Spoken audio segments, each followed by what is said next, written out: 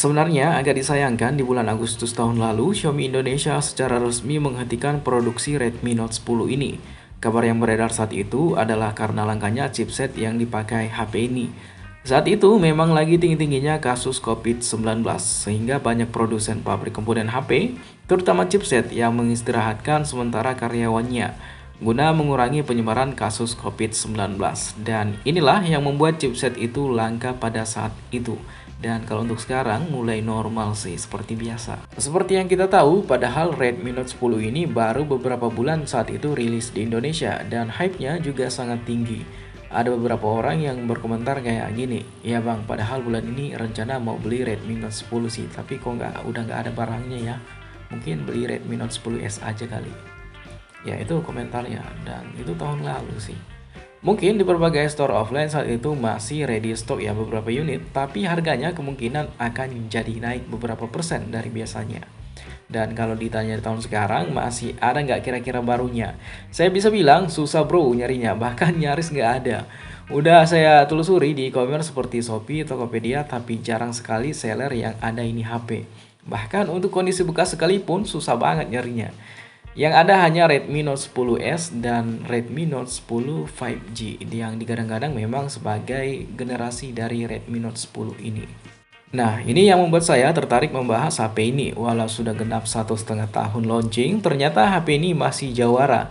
Tapi itu tadi ya minusnya, stoknya udah nggak ada. Nanti ada pula yang bilang gini, bang, ngapain sih bahas HP yang sudah stop produksi? Bikin tambah pusing aja nih. Aku mau beli HP nih tapi masih bingung pilih yang mana. Pengen beli Redmi Note 10 tapi kata abang udah nggak ada barunya. Ya itu sih kata-kata netizen tuh banyak kayak gitu sih. Melihat desain HP ini membuat saya agak kagum sih. Ada perubahan yang cukup mencolok dari Redmi Note 9 sebelumnya. Kali ini letak kamera belakangnya ditaruh di sebelah kiri. Kalau dari sudut pandang yang Anda lihat di video ini.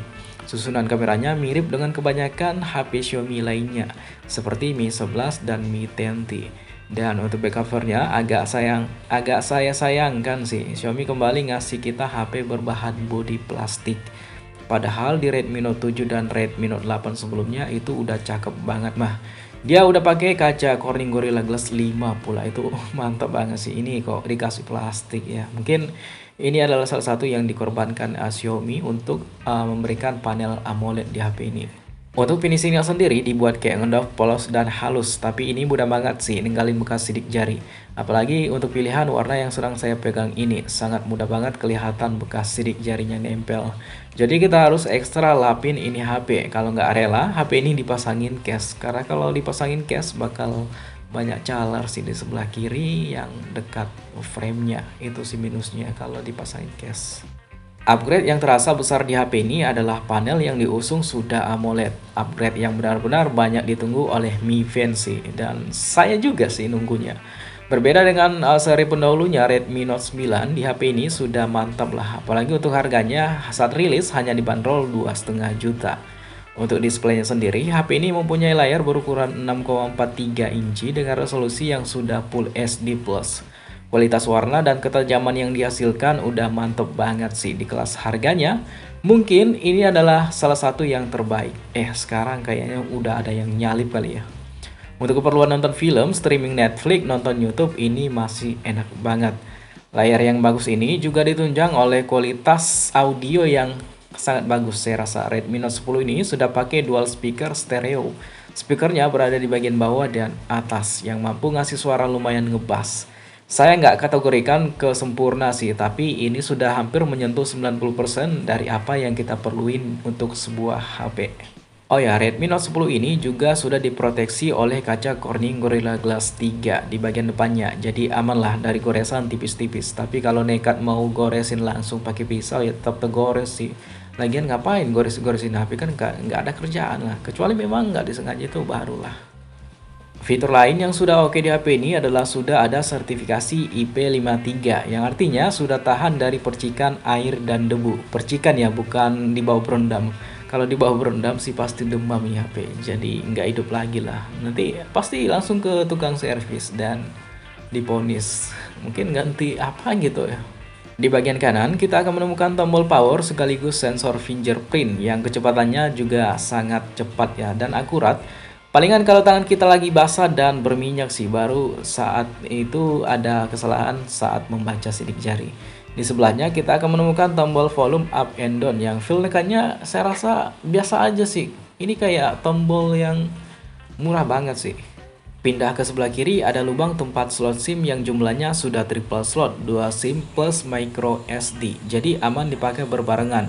Di bagian bawah ada lubang speaker, port USB yang sudah Type-C, mikrofon, dan lubang headphone jack 3,5 mm. Di bagian atas ada lubang speaker lagi dan mikrofon dan sensor IR blaster yang berguna bagi Anda untuk mengontrol peralatan elektronik seperti AC, TV, dan yang lain-lain. Redmi Note 10 ini pakai chipset dari Qualcomm Snapdragon 678. Untuk libas game-game biasa seperti PUBG Mobile masih oke. Masih mampu lah dapat di settingan Smooth Ultra. Dan kendala selama saya main game di HP ini memang jarang banget sih saya temukan frame drop yang begitu parah. Palingan saat jaringan nggak stabil sih, jadi agak patah-patah gitu.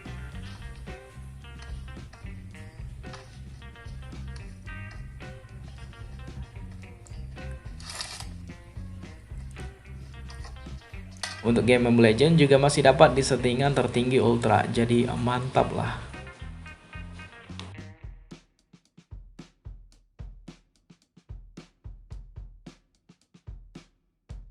Oh ya, di HP ini saya nggak begitu nemuin kasus panas banget kesetrikaan saat kita intens pakai HP ini untuk main game. Palingan levelnya masih hangat aja, nggak sampai buat tangan kita gosong sih. Kadang ada juga sih yang komen kayak gini, Bang, HP-nya itu kalau diajak main game, tangan kita bisa gosong nggak, bisa panas nggak, panasnya levelnya kayak setrikaan nggak. Pokoknya banyak lah yang nanya kayak gitu, apalagi untuk produk Xiaomi.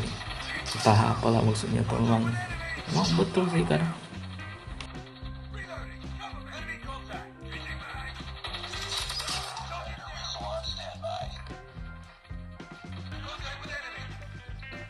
Minus yang mungkin terasa saat itu bahkan sekarang untuk HP ini adalah RAM-nya yang cuma 4 GB dan penyimpanan internalnya yang hanya 64 GB.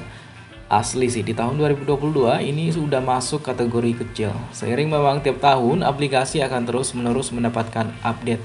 Andai saja waktu itu ada pilihan RAM 6 GB dengan plus internal 128 GB, mungkin udah oke banget kali ya. Tapi bibit Anda itu nggak ada, dan lagi memang Xiaomi sudah kasih kita opsi lain di Redmi Note 10s dan Redmi Note 10 5G yang harganya nggak terpaut jauh-jauh banget sih. Beralih ke sektor kamera, Redmi Note 10 ini punya setup quad kamera yang masing-masing beresolusi 48 megapiksel sebagai kamera utama, 8 megapiksel sebagai ultra wide, 2 megapiksel depth sensor, dan 2 megapiksel sebagai kamera makro. Untuk kualitas gambar dan hasilnya saya kategorikan bagus aja. Di harga 2,5 juta ini udah oke banget.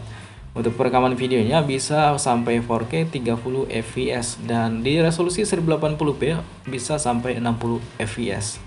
Di sini juga masih ada fitur slow mo mode night mode yang cukup mantap lah. Di Redmi Note 11 kayaknya nggak support 4K ya, betul nggak? Untuk kamera depannya ini beresolusi 13 megapiksel dan hasilnya bagus-bagus aja. Hasil kamera dari Redmi Note 10 ini teman-teman bisa langsung lihat di slide berikut.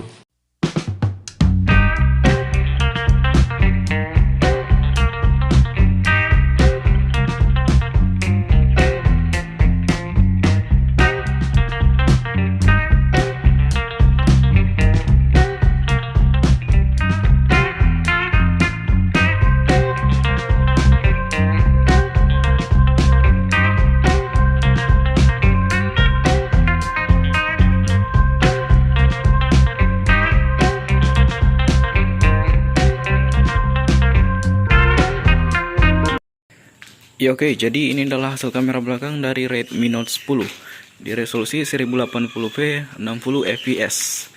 Dan untuk gambarnya sendiri memang agak sedikit goyang-goyang ya kalau saya lihat di sini. Mungkin kalau disetting ke 30 fps agak sedikit stabil. Kayaknya belum ada stabilisasi ya. Nanti saya koreksi di sini. Dan untuk langit yang ditampilkan di sini masih lumayan cukup nyata dan hampir sama dengan objek aslinya. Saya rasa kamera 2,5 jutaan di awal rilis ini sudah lumayan lah, dan memang ini gambarnya kayak ciri khas Xiaomi banget gitu. Untuk hasilnya teman-teman bisa langsung nilai sendiri. Kalau saya nilainya bagus aja sih.